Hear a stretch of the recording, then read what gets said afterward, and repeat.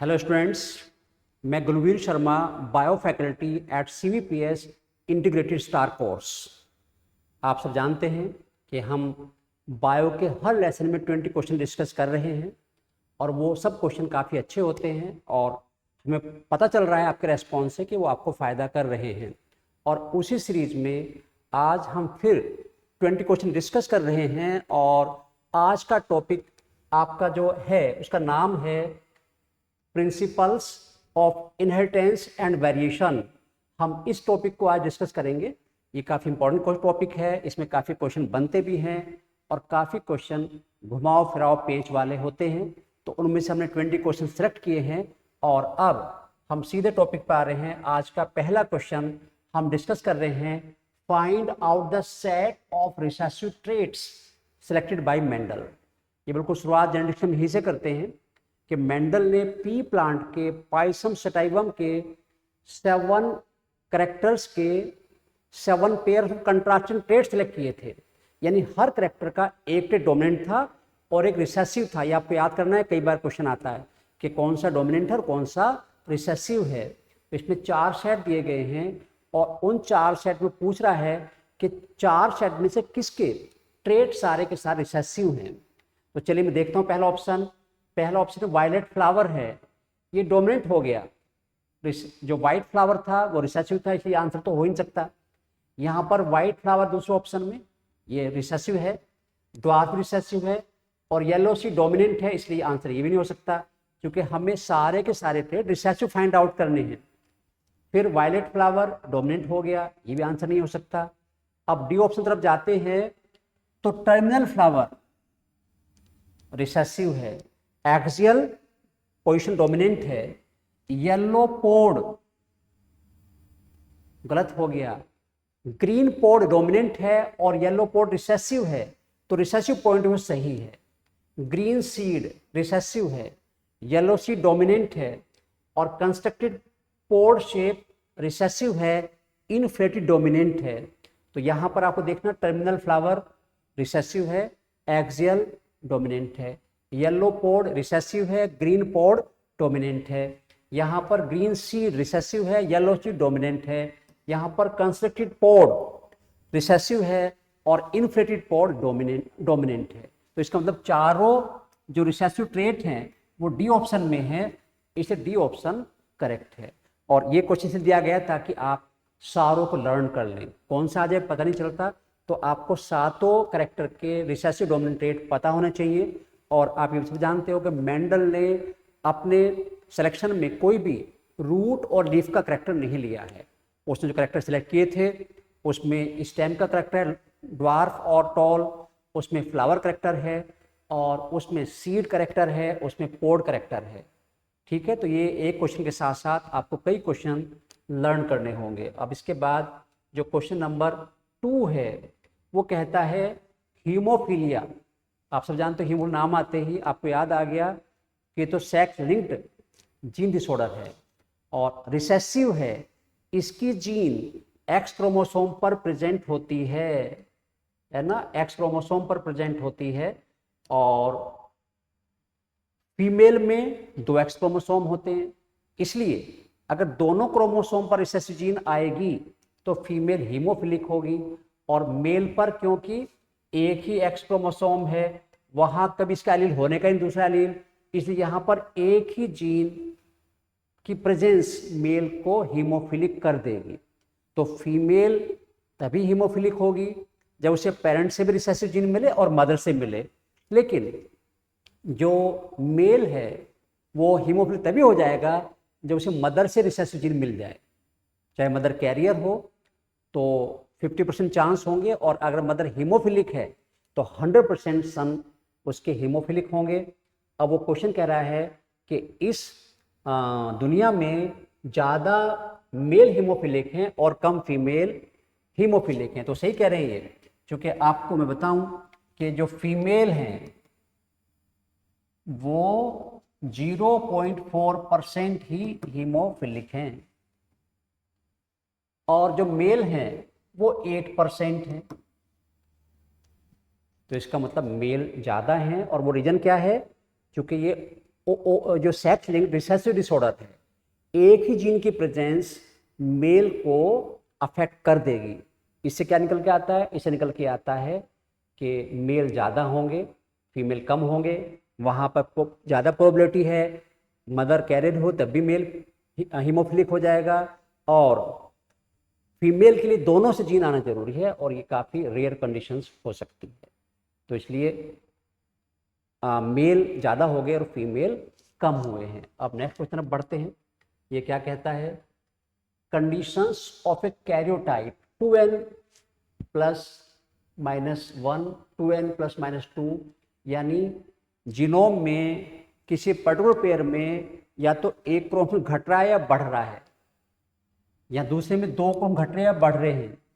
जब particular chromosome के pair में क्रोमोसोम नंबर घटता है बढ़ता है, दैट वी कॉल्ड एन्यूप्लॉइडी, उसे बोलते हैं एन्यूप्लॉइडी। ठीक है, क्या बोलते हैं? एन्यूप्लॉइडी। तो एक क्रोमोसोमल डिसऑर्डर है when in a particular pair of chromosome number of chromosome either decreased और इंक्रीज्ड, तो क्या कहलाएगा? That is called aneuploidy. और अगर पूरा सेट घटता बढ़ता है तो यूप्लॉइडी बोलते हैं। तो यहाँ पूरे सेट की बात नहीं कर रहा है वो, अगर वो 2n प्लस n कर देता तो ये यूप्लॉइडी हो जाती। इसने क्या 2n प्लस माइनस 2 यहाँ नंबर लिखा है, ये नंबर क्रोमोसोम का है, तो इस केस में, इस कंडीशन में एन्यूप्लॉइडी है। और एन्यूप्लॉइडी में अगर क्रोमोसोम घटता है, एक रह जाता है मोनोजोमी, और अगर पेयर में एक बढ़ जाता है तो ट्राइजोम बोलते हैं। और हम जानते हैं कि मोनोजोमी को हम रिप्रेजेंट 2n माइनस 1 से रिप्रेजेंट करते हैं, और ट्राइजोमी को 2n प्लस 1 से रिप्रेजेंट करते हैं। यहाँ एक एक्स्ट्रा क्रोम कम हो गया है और यहाँ एक एक्स्ट्रा बढ़ गया है, तो यहाँ पर आंसर एन्यूप्लॉइडी है। अब नेक्स्ट क्वेश्चन देखते हैं। सिकल सेल एनीमिया में जो नॉर्मल 6 नंबर का एमिनो एसिड है ग्लूटामिक एसिड है, ये रिप्लेस हो गया वैलिन से। जब सिकल सेल एनीमिया होता है तो उस बच्चे में जो 6 नंबर का एमिनो एसिड है जो होना चाहिए ग्लूटामिक एसिड, उसकी जगह आ जाता है वैलिन। और ये किस लिए होता है? It is due to mutation. Point mutation हो गई, एक बेस पेयर चेंज हो गया।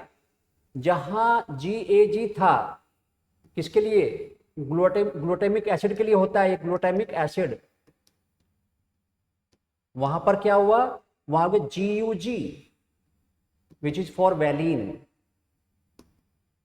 तो जब GAG होगा तो ग्लूटामिक एसिड आएगा, और जब GUG होगा तो आएगा valine.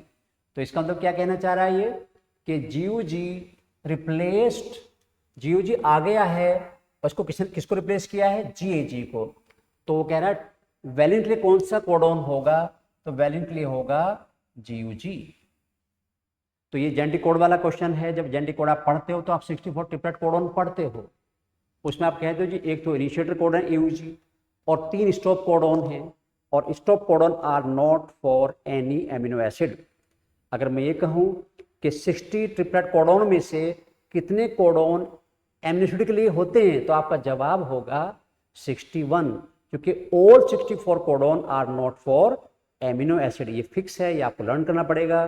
Properties of genetic code वो 5-6 प्रॉपर्टी हैं कि ट्रिपलेट है, नॉन एम्बिगुअस है, डीजेनरेटिव है, यूनिवर्सल है, नॉन ओवरलैपिंग है, तो वो सब आपको लर्न करने चाहिए। और यहाँ पर ये कोड भी याद करना चाहिए, और कोडोन तो सारे आपको करने चाहिए, है ना। कौन सा किसके लिए पूछ सकता है, ट्रिप्टोफैन के लिए कौन सा है, मिथाइन के लिए कौन सा है, तो ये थोड़ा सा लर्न करने वाला फैक्टर भी यहाँ पर आ जाता है। चलिए नेक्स्ट क्वेश्चन हम देखते हैं। और नेक्स्ट क्वेश्चन है हैविंग जीनोटाइप IAIB, यानी किसी बच्चे में ब्लड ग्रुप के लिए अगर जीनोटाइप IAIB है तो उसका ब्लड ग्रुप AB होता है। आपने पढ़ा जीनोटाइप के ब्लड ग्रुप के लिए ब्लड ग्रुप मल्टीपल एलील का एग्जाम्पल है। आपको जानना चाहिए व्हाट इज मल्टीपल एलील। जब किसी पॉपुलेशन में एक कैरेक्टर के लिए मोर देन 2 एलील्स होते हैं, that is called multiple allele. याद रखिए allele, multiple allele term applied for population. Individual में उनमें 2 एलील होते हैं, जैसे ब्लड ग्रुप का हमारा मान ली मेरा बी है, तो मेरे में किसी और में मेरे 2 ही एलील हैं, ए वाले में 2 एलील हैं, ए बी वाले में 2 एलील हैं, पर हम सब के एलील सेम नहीं हैं। तो यहाँ पर जो बड़ा पॉइंट है वो ये है कि multiple allele are count at population level and out of these multiple allele every individual has 2 allele. तो यहाँ पर क्या है कि जब दोनों एलील इक्वली एक्सप्रेस करते हैं without blending, that we called codominance. तो यानी ब्लड ग्रुप जो है जिसमें IAIB ब्लड ग्रुप जिसका है, जिसमें जीन है, जिसका ब्लड ग्रुप AB है, दैट रिप्रेजेंट टू कोडोमिनेंस, क्योंकि उसमें 50% एंटीजन A से बनेंगी और 50% B से बनेंगी, तो उसमें antigen A antigen B equal होती हैं। तो यहाँ पर जो आंसर आ गया वो कोडोमिनेंस है। वैसे ब्लड ग्रुप के जो जीनोटाइप हैं वो होमोजाइगस, हेटेरोजाइगस और कोडोमिनेंस तीनों कंडीशन रिप्रेजेंट करते हैं। तो जिनका ब्लड ग्रुप AB है दे शो कोडोमिनेंस। ठीक है, तो इसको याद रखिए आप। और अब हम देखते हैं next question, find out number of incorrect statement. अच्छा क्वेश्चन है, कई सारे क्वेश्चन एक साथ पर चलेंगे। Both alleles present on the same chromosome. याद रखिए, एक क्रोमोसोम पर एक ही एलील होता है, हर क्रोमोसोम कैरी सिंगल एलील, तो ये तो गलत हो गया। ठीक है, जो आपका पेयर में क्रोमोसोम है दोनों पर एक एक है, तब जाके वो जीनोटाइप बनता है, पेयर बनता है। तो both alleles are present same chromosome, गलत हो गया। आपको याद रखना है कि एक पर एक ही होगा। Alleles are alternating form of gene for a trait, गलत हो गया। वो कैरेक्टर के लिए होते हैं। जो हम एलील वर्ड यूज करते हैं ना कि ट्रेट के लिए करते हैं बल्कि कैरेक्टर के लिए करते हैं, तो ये भी गलत हो गया कि जो एलील हैं alternating form of gene for a character है, तो 2 गलत हो गए। In codominance both alleles express equally, ये तो सही है भैया कि दोनों इक्वल एक्सप्रेस करते हैं, तभी तो आप देखा ब्लड ग्रुप AB हो गया। ठीक है, तो ये सही है। Incomplete dominance both alleles express equally, ये भी सही है। तो याद रखिए, इनकम्प्लीट डोमिनेंस और कोडोमिनेंस में दोनों एलील इक्वली एक्सप्रेस करते हैं। बस अंतर ये है कि इनकम्प्लीट डोमिनेंस में ब्लेंडिंग होगा और कोडोमिनेंस में ब्लेंडिंग नहीं होगा। तो अगर देखते हैं, incomplete dominance differ from codominance in blending, ये भी सही है। तो फर्स्ट एंड सेकंड इनकरेक्ट हैं और थर्ड, फोर्थ और फिफ्थ करेक्ट हैं। तो 3 करेक्ट ऑप्शन यहाँ पे आ रहे हैं और वो आंसर C है। तो यहाँ पर आपको बहुत अच्छा पॉइंट पता चला कि एक क्रोमोसोम पर एक एलील होता है और alleles alternate form of gene हैं, और एलील्स टर्म जो है ऑल्टरनेट फॉर्म जीन जो अप्लाई करते हैं वो कैरेक्टरली और नहीं कैरेक्टरली होती है, ना कि ट्रेट के लिए। अब नेक्स्ट क्वेश्चन तरफ बढ़ते हैं। ये क्या कहता है, in the F2 generation of A Mendelian dihybrid cross, Mendelian dihybrid cross जिसको बोलते हैं लॉ ऑफ इंडिपेंडेंट असॉर्टमेंट, उसमें फिनोटाइपिक रेशो और जीनोटाइपिक रेशो हमें क्या मिलती है, तो हमें 4 टाइप के फिनोटाइप मिलते हैं। 4 टाइप के फिनोटाइप मिलते हैं जिनका रेशो होता है 9:3:3:1। तो फिनोटाइप 4 तरह के होंगे। देखें कहाँ 4 तरह के हैं, यहाँ भी 4, यहाँ भी 4, यहाँ भी 4, 3 जगह दे रखा है। और जीनोटाइप 9 टाइप्स के होते हैं, 9 टाइप्स। तो 4 टाइप फिनोटाइप क्या रेशो क्या है, 9:3:3:1, ये फिनोटाइपिक रेशो है। जीनोटाइपिक रेशो की बात करूं तो मैं सिंपल फॉर्म लिख रहा हूं, जीनोटाइप 1:2:1, 2:4:2:1:2:1, ये 9 जो हैं ये रिप्रेजेंट करते हैं जीनोटाइपिक रेशो को। तो जहां पर जिस ऑप्शन में फिनोटाइप 4 टाइप्स के हैं, जीनोटाइप 9 टाइप्स के हैं, वो हमारा आंसर है और वो आंसर रहा डी ऑप्शन में। ये दिया हुआ है कि इंडिपेंडेंट असॉर्टमेंट में F2 में 4 फिनोटाइप्स और 9 जीनोटाइप्स मिलते हैं। तो रेशो याद रखें 1:1, 2:4:1 जीनोटाइप रेशो है। फिनोटाइप आप जानते हो 9:3:3:1, एक ये 4 तरह के फिनोटाइप हो गए, ये 9 तरह के हो गए। तो अब हम नेक्स्ट क्वेश्चन में बढ़ते हैं, वो क्या कहता है, how many types of gametes are expected from the organism with genotype A B. बहुत अच्छा क्वेश्चन है। अगर जीनोटाइप किसी इंसान में, इंसान वर्ड में हटा रहा हूं, किसी ऑर्गेनिज्म में बी और सी है, और उसमें हर एलील एक डोमिनेंट है और रिसेसिव है, तो उसमें कितने टाइप के गैमेट्स बनेंगे? तो इसका फॉर्मूला आप याद रखिए, types of gametes is equal to 2 की पावर नंबर ऑफ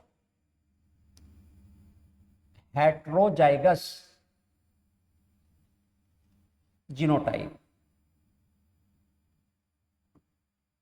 तो क्या करेंगे आप, 2 की पावर, देखिए ये भी हेट्रोजाइगस है, ये भी हेट्रोजाइगस है, और ये भी हेट्रोजाइगस है, तो 3 पेयर जीनोटाइप हेट्रोजाइगस हैं, तो 2 की पावर हम 3 कर देंगे, तो क्या हो जाएगा, 8 टाइप्स आ जाएंगे, 8 तरह के गैमिट बनेंगे, 8 टाइप्स। तो अगर जीनोटाइप दिया हुआ है उसमें 3 पेयर हेट्रोजाइगस हैं, तो फिर 8 तरह के गैमेट्स बनेंगे।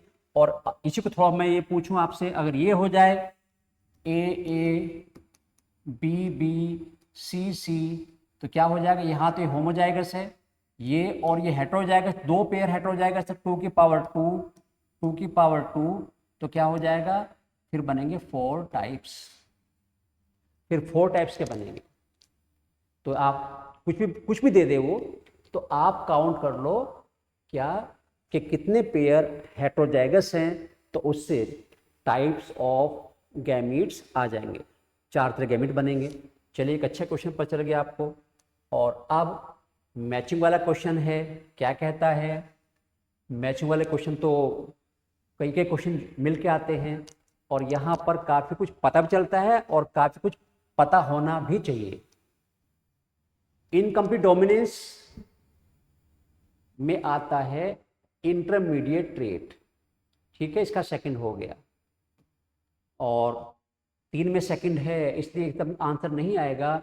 तो जब भी इनकम्प्लीट डोमिनेंस होगा तो रेशो जो करेक्टर मिलेगा हमें, वो इंटरमीडिएट ट्रेट मिलेगा। उसके बाद रोन कोट कलर कैटल में, वो एग्जाम्पल कोडोमिनेंस का है, that is the example of codominance, जहां दोनों जीन इक्वली एक्सप्रेस करती हों विदाउट ब्लेंडिंग, वो कोडोमिनेंस है। और अगर हम ब्लैक बुल और वाइट काफ को क्रॉस कराएंगे, तो जो काफ आएंगे उनकी स्किन का, उनके कोट का कुछ पार्ट ब्लैक और कुछ वाइट होगा, इसे रोन कलर बोलेंगे। और ये कोडोमिनेंस का एग्जाम्पल है। फिनाइलकेटोनुरिया रिप्रेजेंट टू प्लियोट्रोपी, और आप सब जानते हो when single gene produce more than one effect, that is called pleiotropic gene. तो इसका हो गया फर्स्ट। और law of segregation give the ratio of 1:2:1। तो आप देखो कौन सा बैठ रहा है फिट, ये तो आपके सामने मैंने कर दिया है, यानी ए का सेकंड हमने करना है और सेकंड का हमें करना है फोर्थ। अब देखो इसमें कहाँ है, ए का सेकंड और फोर्थ एक में ही आ रहा है, और थर्ड का फर्स्ट हो गया और फोर्थ का थर्ड हो गया, तो जवाब हमारा आ गया थर्ड, सी आंसर। तो मैचिंग कई बार अच्छे भी लगते हैं, क्योंकि मैचिंग में हमें काफ़ी कुछ पता चल जाता है, तो हमें मैचिंग करने में मुझे तो अच्छा लगता है। और ये मैं बार बार बोलता हूँ कि मैचिंग क्वेश्चन नंबर बढ़ रहा है नीट में, और इस बार तो काफ़ी जम के आए थे, थोक में आए थे, और थोड़ा सा आसान रहता है कई बार। अगर आपको 2 भी पता नहीं इधर उधर के, तो उनसे भी आप कई बार आंसर निकल जाता है। एक आध तो ऐसा फंसता है कि वो एक आदमी डिफरेंस करता है, पर ज़्यादातर में इस बार क्या किया उन्होंने, फर्स्ट ऑप्शन ऐसा दिया कि दूसरे में था ही नहीं, और उससे ही आंसर बच्चों का आया जा रहा था। चलिए, तो आंसर हो गया हमारा इसका सी, यानी इनकमिंग डोमिनेंस का हमें क्या बोलना है, इंटरमीडिएट बोलना है। रोन कोट कलर का हमें क्या बोलना है, फोर्थ बोलना है, कोडोमिनेंस बोलना है। पीकेयू का क्या बोलना है, प्लियोट्रोपी बोलना है। और लॉ ऑफ सेग्रीगेशन बोलना है 1:1। अब नेक्स्ट क्वेश्चन तरफ बढ़ते हैं।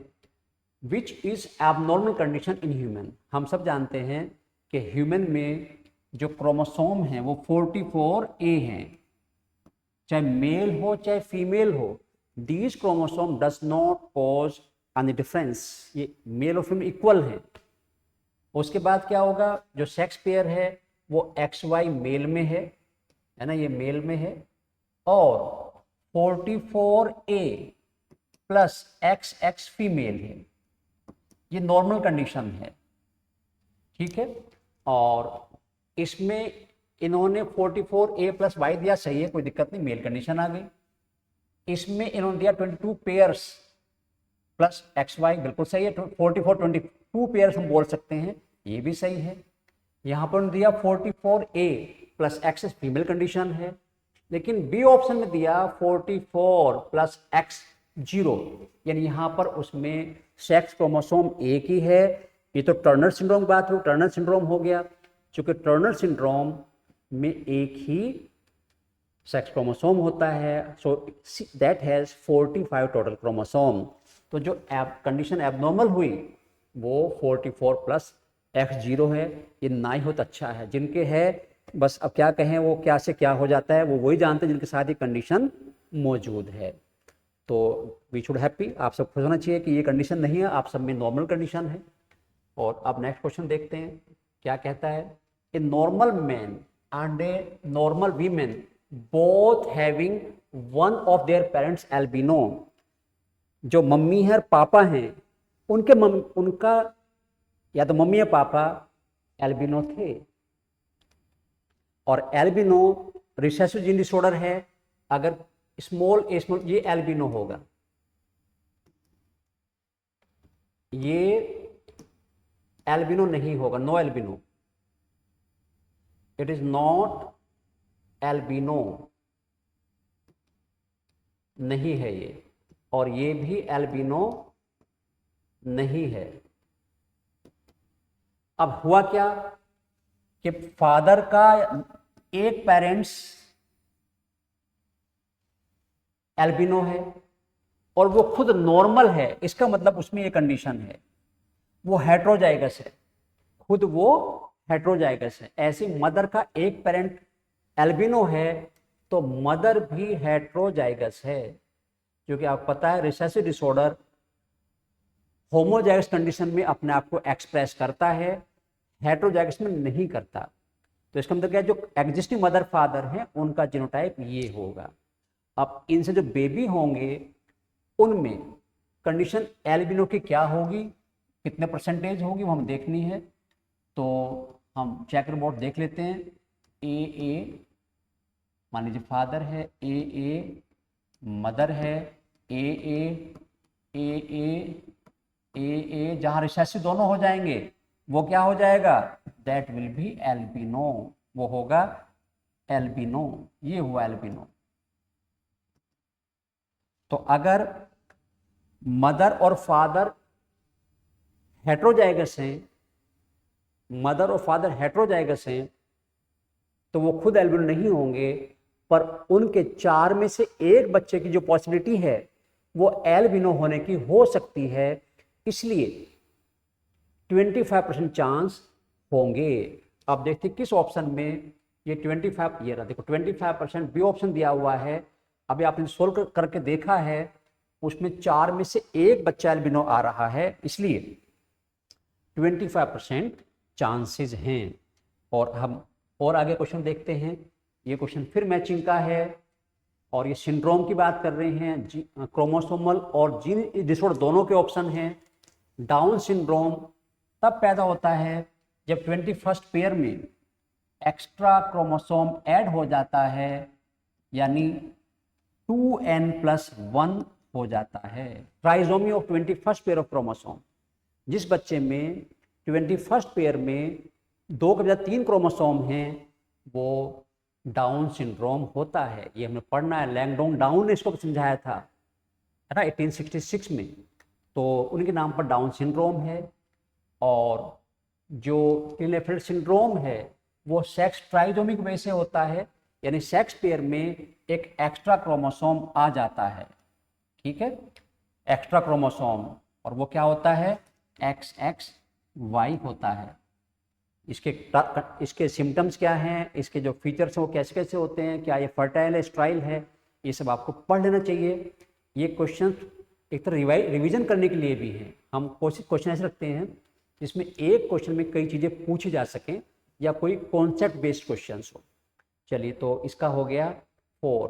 टर्नर सिंड्रोम में भी आपने जानना है, एक क्रोमोसोम सेक्स कम हो जाएगा, सेक्स मोनोजोमी होगी, और वो कहाँ है, ये रहा सेक्स मोनोजोमी, यानी 4th इसमें आ गया। फिनाइलकेटोनुरिया ये इनबोर्न एरर है, मेटाबॉलिक डिसऑर्डर होता है, मेटाबॉलिक डिसऑर्डर है, और इसका ऑप्शन 2 है। अब आप देखिए ए का 3rd किस में आ रहा है, ए का 3rd ए के ऑप्शन में आ रहा है, लेकिन हमने चारों ऑप्शन निकाल लिए। ए का 3rd है, 2 का 4 है, 3 का 1st है, और 4 का 2nd है। आप देखिए इस क्वेश्चन से आपको एक साथ 4 से 8 बातें पता चल गई। ठीक है, तो इसलिए क्वेश्चन रखा गया है। अब हम नेक्स्ट क्वेश्चन तरफ बढ़ते हैं, और ये क्या कहता है, find out incorrect statement about Drosophila. तो ड्रोसोफिला एक इंसेक्ट है ना, इंसेक्ट है, यानी फाइलम आर्थ्रोपोडा का मेंबर है। तो ड्रोसोफिला इंसेक्ट है और इसकी कई सारी स्पीसीज हैं, लेकिन टीएच मॉर्गन नाम जब आएगा तो हम कहेंगे father of Drosophila genetics TH Morgan. इन्होंने अपने ज्यादातर एक्सपेरिमेंट किए हैं ड्रोसोफिला मेलानोगैस्टर, स्पीसीज भी याद रखनी है, ड्रोसोफिला मेलानोगैस्टर, इस पर एक्सपेरिमेंट किए हैं।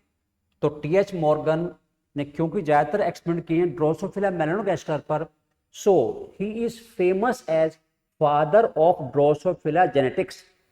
याद रखिए, ड्रोसोफिला के फादर नहीं हैं, कभी घोटाला कर दो। He is the father of Drosophila genetics.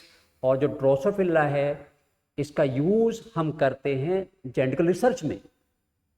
अब क्यों करते हैं, उसके कई सारे पॉइंट हैं, उनमें से कुछ पॉइंट यहाँ दिए गए हैं।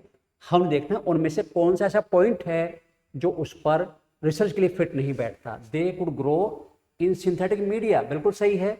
आप इसे बनाना पर ग्रो कर सकते हो, बनाना, और सिंथेटिक फूड पल्प पे ग्रो कर सकते हो लेबोरेटरी में, बिल्कुल सही है। They complete their life cycle 2 weeks, ये भी बिल्कुल सही है, 15 दिन लाइफ साइकिल पूरी कर लेते हैं। एच.जे. मुलर स्टडी ड्रोसोफिला, यहां धोखा कर दिया ये। एच.जे. मुलर ने नहीं की थी ड्रोसोफिला स्टडी, वो टीएच मॉर्गन है।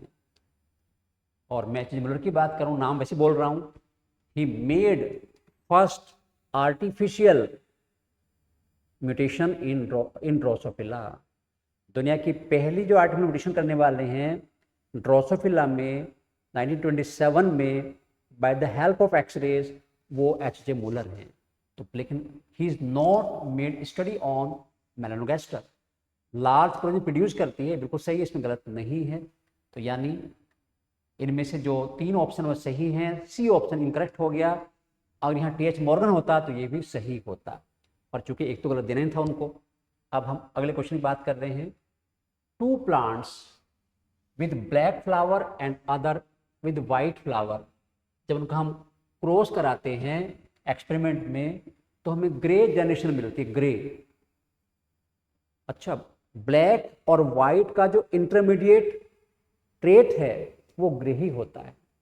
और इंटरमीडिएट ट्रेट किसे मिलता है हमें, we get intermediate trait in law of incomplete dominance, जिसको देने वाले कॉरेंस हैं, that was given by Correns.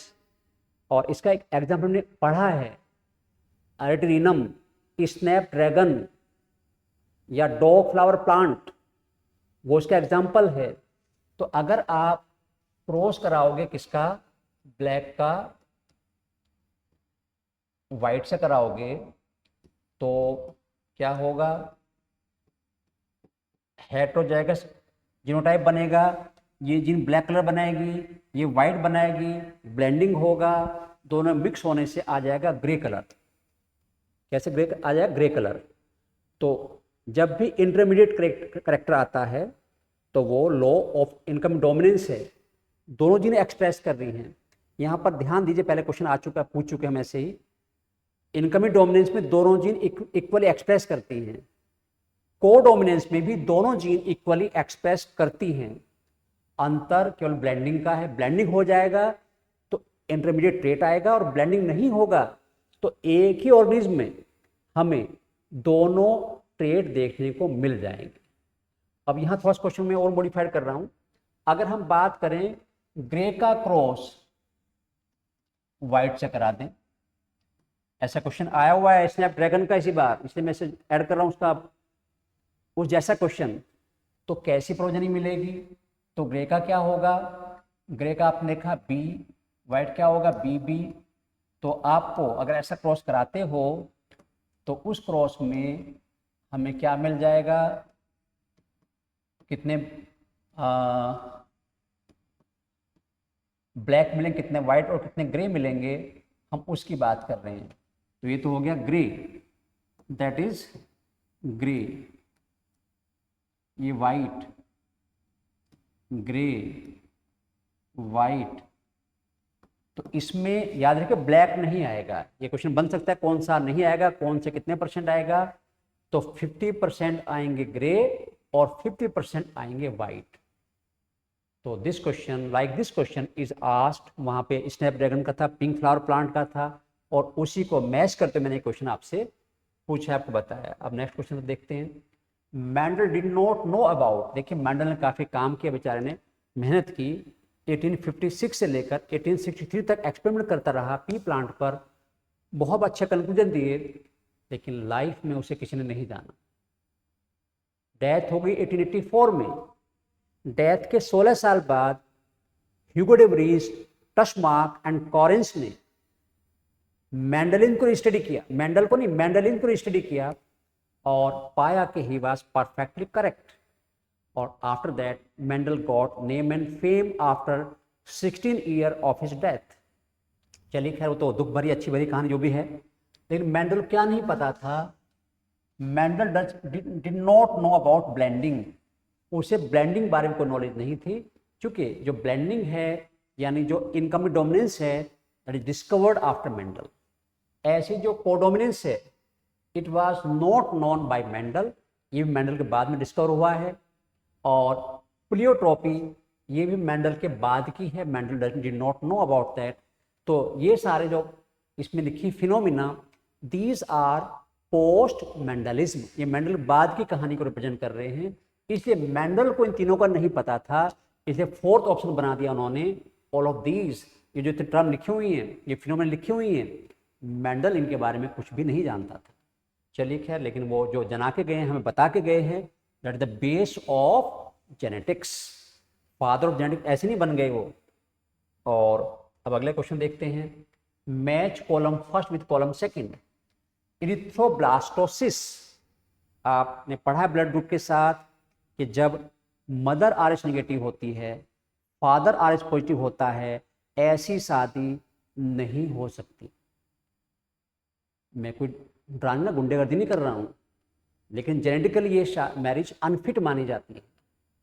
इसका जो कॉन्सिक्वेंसेस है वही इरिथ्रोब्लास्टोसिस फिटालिस है।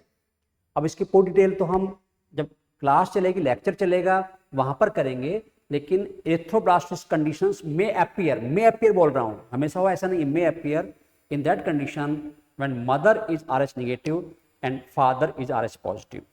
तो अब इसको देखो, इरिथ्रोफिटालिस कहाँ दिया हुआ है, कहाँ कहाँ दिया हुआ है, उसकी हम बात कर रहे हैं। तो चलिए खैर, तो अब देखिए RH पॉजिटिव मदर, ये तो गलत हो गया, ये तो सेंटेंस में गलत, ये ठीक है, ये रहा नेगेटिव दे रखा है इन्होंने, ये नेगेटिव है। तो इरिथ्रोब्लास्ट कंडीशन कब अपेयर होगी बच्चों? जब मदर RH नेगेटिव और फादर RH पॉजिटिव है, यानी हम बात करें तो ए का हो गया फोर्थ। और अभी बात हुई थी क्लीनेफेल्टर सिंड्रोम, ये सेक्स क्रोमोसोम ट्राइजोमी है। इसमें जो क्रोमोसोम होंगे 47 तो होंगे, लेकिन जो कंडीशन होगी वो 44A + XXY होगी। इसका थर्ड हो गया, अभी पीछे हम डिस्कस किया है, बार बार इसको नहीं दोहराएंगे। डाउन सिंड्रोम में आप पता है कि ट्राइजो में होगी 21 क्रोमोसोम में और टोटल क्रोमोसोम 47 होंगे, तो इसका हो गया सेकंड। ठीक, कलर ब्लाइंडनेस एक्स लिंक्ड है, रिसेसिव है, ये रहा एक्स लिंक्ड, रिसेसिव में और लिख दे तो अपनी तरफ से रिसेसिव है। ठीक है, अब देखो ऑप्शन कहाँ निकल के आ रहे हैं, एरिथ्रोब्लास्ट फोर्थ, ए का फोर्थ, एक ही उसमें है। देखो मैंने कहा था ना बहुत अच्छा फायदा होता है इनसे, भाई डर से लगता हो इतने सारे एक साथ चार चार ऑप्शन, पांच पांच ऑप्शन, लेकिन दो तीन पता होने पर भी आंसर निकल सकता है। हालांकि ये मैं सही नहीं बोल रहा हूँ, हमें सभी कुछ पता होना चाहिए। तो ए का 4, 2 का थर्ड, 3 का सेकंड और 4 का 1, ये हमने यहाँ लिखा है, तो इसका आंसर सी है। चलिए आगे बढ़ते हैं और अब हम नेक्स्ट क्वेश्चन जानते हैं। ये थोड़ा सा क्वेश्चन इसमें ट्विस्ट है जरा सा, इसलिए रखा गया। आप कहोगे ये तो पहले ही पढ़ा हमने अभी।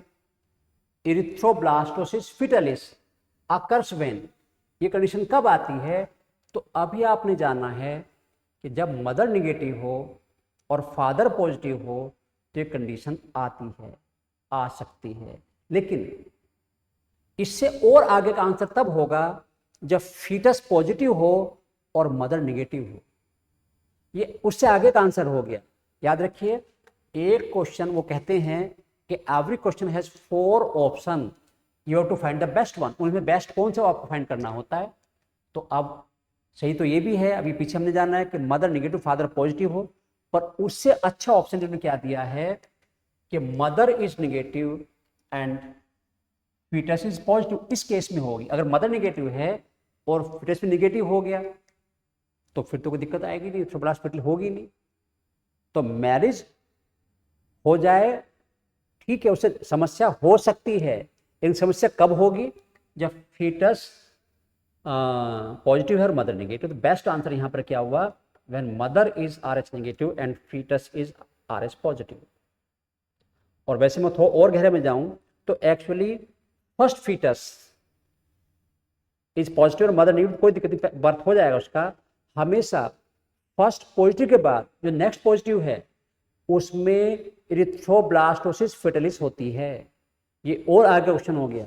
अगर किसी का couple mother negative father positive है तो जो उनका पहला फीटस पॉजिटिव होगा उसके बाद नेक्स्ट जो पॉजिटिव होगा that will suffer from erythroblastosis fetalis. ये एक अच्छी इंफॉर्मेशन आपको मिल गई। और अब आप देखिएगा नेक्स्ट क्वेश्चन क्या कहता है, ये भी अच्छा क्वेश्चन है। Female heterogamety can be seen in, यानी अगर किसी में दोनों सेक्स क्रोमोसोम आइडेंटिकल हैं, सिमिलर हैं, बोलते हैं होमोगैमेटिक। होमोगैमेटिक जैसे XX ह्यूमन फीमेल, तो ह्यूमन फीमेल है होमोगैमेटिक है। और जब किसी ऑर्गेनिज्म में दोनों सेक्स क्रोमोसोम अलग अलग होते हैं उसे बोलते हैं हेटेरोगैमेटिक। हेटेरोगैमेटिक तो वो क्या है? वो XY है, ह्यूमन मेल हेटेरोगैमेटिक है और ह्यूमन फीमेल होमोगैमेटिक है। अब इनमें जो दिया है वो पूछा फीमेल किस में हेटेरोगैमेटिक है, तो ह्यूमन में तो भैया होमोगैमेटिक है, इसलिए ह्यूमन तो है नहीं। ग्रास होपर में फीमेल XX होती है, ह्यूमन में भी XX होती है, हनी बी में भी होमोगैमेटिक है, लेकिन बर्ड्स में ZW है। बर्ड्स में जो फीमेल है वो हेट्रोगैमेटिक है और मेल होमोगैमेटिक है, ZW वाला, ZZ वाला है। तो यहाँ पर जो इस क्वेश्चन का आंसर है वो बर्ड्स हैं। और याद रखिए जो भी हेट्रोगैमेटिक पेरेंट होगा वो सेक्स डिटरमाइन करता है, होमोगैमेटिक नहीं करती, उसका न्यूट्रल रोल होता है। तो हमारे में से अगला क्वेश्चन शायद यही है, हमारे में जो सेक्स डिटरमिनेशन का एक्टिव पार्टिसिपेंट है वो मेल है। मदर तो हम सबको एक्स क्रोमोसोम देती है, चाहे लड़का हो चाहे लड़की हो। अगर फादर से एक्स आएगा तो गर्ल होगी, फादर से वाई आएगा तो मेल होगा। तो डिटरमाइन किसने किया? मेल ने किया। तो हमेशा याद रखिए हेट्रोगैमेटिक पेरेंट डिसाइड करता है।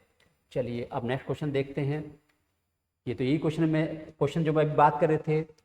in Indian society, female is blamed for giving birth to female children, but biologically it is wrong because आपके आसपास कोई ऐसी घटना सुनी होगी आपने कि भाई साहब पड़ोस वाले अंकल ने दूसरी शादी कर ही लेते हैं, और क्या इल्ज़ाम लगाया कि जो मेरी वाइफ है उससे कोई लड़का ही ना हुआ मुझे। तो आप समझाओ उसे कि अंकल दूसरी शादी आंटी को करनी चाहिए, क्योंकि जिम्मेदार आप हो लड़का ना होने के लिए, वाइफ रूम आपने नहीं दिया। लेकिन होता उल्टा है, होता यही है कि फीमेल को ब्लेम करते सोसाइटी करते, पर हम नहीं करेंगे क्योंकि हम बायोलॉजी की बात कर रहे हैं।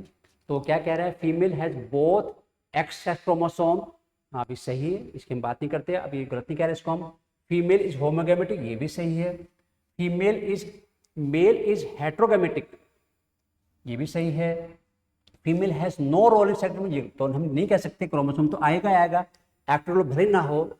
तो रीजन क्या है, Indian society female is blamed for giving birth to female children, but biologically it is wrong because female is homogametic.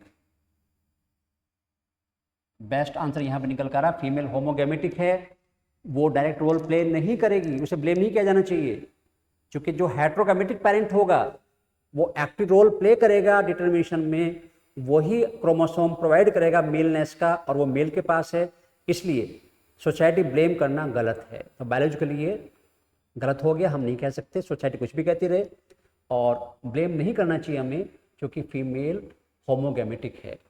ठीक है, और अब लास्ट क्वेश्चन तरफ बढ़ते हैं। और लास्ट क्वेश्चन क्या कहता है बच्चों, ये बहुत अच्छा क्वेश्चन लगता है मुझे, लग रहा है। In a species recombinant percentage is 20, वो स्पीसीज है उसमें रिकॉम्बिनेशन परसेंट 20 है, और याद रखिए recombination percentage and crossing over have direct relation. जो जितने परसेंट क्रॉसिंग ओवर होता है उतनी परसेंट क्रॉसिंग ओवर होता है, यानी जितना परसेंट रिकॉम्बिनेशन है उतने परसेंट क्रॉसिंग ओवर है। अगर यहाँ लिखा है कि 20% रिकॉम्बिनेशन हुआ है तो 20% क्रॉसिंग ओवर हुआ है। ठीक है, और अब हम और बात करें, species B parental percentage is 95।